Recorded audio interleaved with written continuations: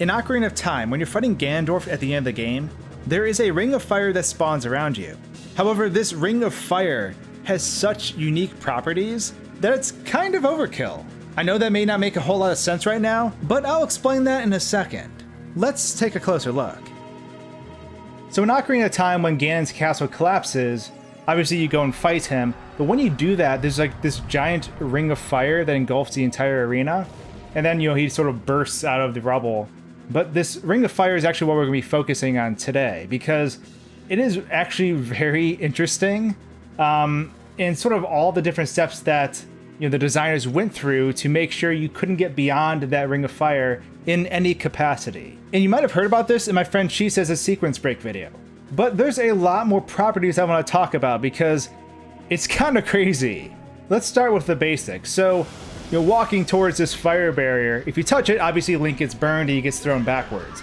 But if we take Link upwards over to the top of the barrier, we will discover that this barrier extends far above the battlefield. And if you touch it way up there, you're also going to be burned and sent backwards. And with some flying hacks, we can actually see that we can just continually bounce back and forth. However, this is only the beginning of this weird fiery tower that extends to the heavens. Because it's actually not just this barrier right here, it extends far beyond this than what you're able to see. So why don't we try something else? Instead of trying to reach the top of this barrier, why don't we try to actually go outside the barrier? So if we set Link's coordinates to the edge of the map, like right here, like I'm showing you right now, then we can pull Link to that location. And the results are absolutely horrifying. We're gonna walk over here and then actually transport Link to that location. And as you can see, he just gets infinitely burned from that location back to the start of the level. Back to that arena that we're fighting Ganon in. And when Link is forced outside of here, you're also gonna see something else. Ganon himself is stuck outside the boundaries of the stage now. So Ganon cannot normally exit the barrier. However, because we exited the barrier, he's able to chase after us. Normally, because we can't get beyond the barrier, he has no way of getting actually outside the barrier himself, because he just wants to come after us. And we can just sit here and shoot him with light arrows because he can't do anything. He'll just sit there stuck on the rubble of the castle. So let's actually talk about what's happening here. So when Link is pushed outside the boundaries of the stage, he is being repeatedly hit over and over and over again by an area effect outside the boundaries of that fire ring that is going to continually damage him and push him back to the arena. And I think it's really interesting that the designers of the game decided to do this because there's really not a whole lot of purpose. I guess maybe they feared that there would be a way that if you picked up the Master Sword that you could glitch back and stay by Zelda for the fight.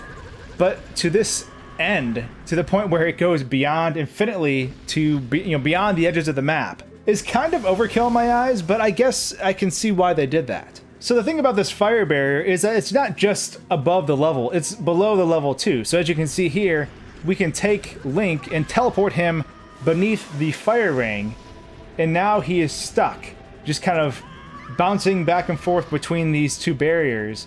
I'm obviously using some flying hack to kind of keep him so he doesn't plummet into the lava below. But the barrier continually extends downwards as well. However, one thing that's interesting is if Link falls into the darkness below after bouncing around for a little bit, the level will actually reset. So Link will fall into the darkness and he'll eventually actually die. And when this happens, the whole scene resets. As you can see here, we are now seeing the end of that cutscene again when we escape the castle. It's repeating over again. We're going to be standing near Zelda. She's going to say, oh, it's over. It's finally over. And everything starts anew. However, this is not the only Zelda game this happens in. If we go to the end of the Wind Waker, like you're seeing here, very similar thing, except it's not walls of fire, it's walls of water. So when the king wishes for this world to be drowned, it starts to rain, and this water starts to leak down continuously. So these water walls you're seeing right now are just like that fire barrier.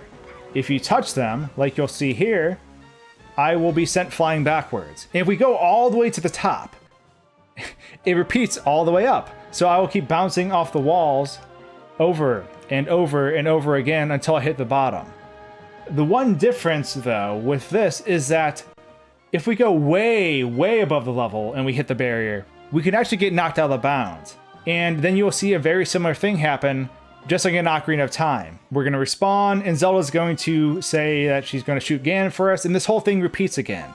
So I found it really interesting that they use the same, I guess, barrier system that they used in Ocarina of Time also in Wind Waker. But anyways, that about wraps up this extensive look at this fire barrier in Ocarina of Time. I guess the water barrier in Wind Waker too. This was something I encountered when I was making my Mario and Link swap video, like years ago. But when I saw She Says encounter a similar thing, I thought I would share sort of the in-depth look at the barrier system, because once I discovered that if you went beyond it, that it would just burn you forever, I was super intrigued on why that was the case.